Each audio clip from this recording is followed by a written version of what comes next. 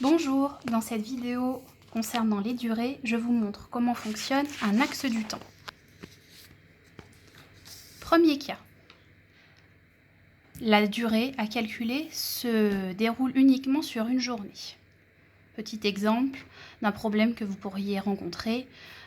Le train part à 11h28, il arrive à 13h54. Quelle est la durée du trajet?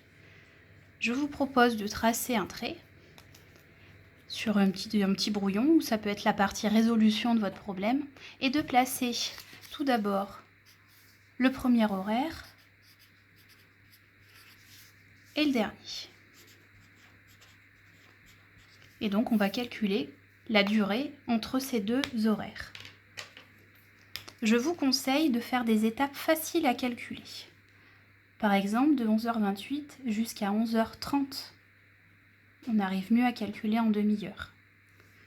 De 11h28 à 11h30, il y a 2 minutes. C'est petit. Ensuite, 11h30, 12h30. Ça fait 1 heure. 12h30, 13h30. Ça fait encore 1 heure.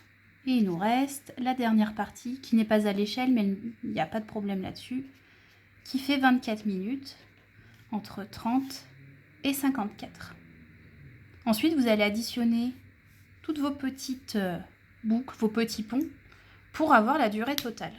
Donc, on a 1 heure, 2 heures, on a 24 minutes plus 2 minutes, ça en fait 26. Le trajet a donc duré 26 minutes. Ce système, vous pouvez très bien le mettre en partie résolution de votre problème. On voit votre démarche. Pour ce cas, le cas numéro 1, vous auriez également pu faire la soustraction qui fonctionnait entre l'horaire d'arrivée et l'horaire de départ. Cas numéro 2. Cette fois-ci, on passe sur 2 jours, c'est-à-dire que la durée va passer par le minuit. Il n'est pas possible de faire la soustraction. Là, il faut utiliser un axe du temps. On fait le même principe. Donc, on prend un avion, on part à 20h37, on arrive le lendemain à 6h22. Donc, il y a un moment dans votre axe où vous passez par minuit. Donc, départ 20h37, arrivée 6h22. On fait des petits ponts faciles à calculer.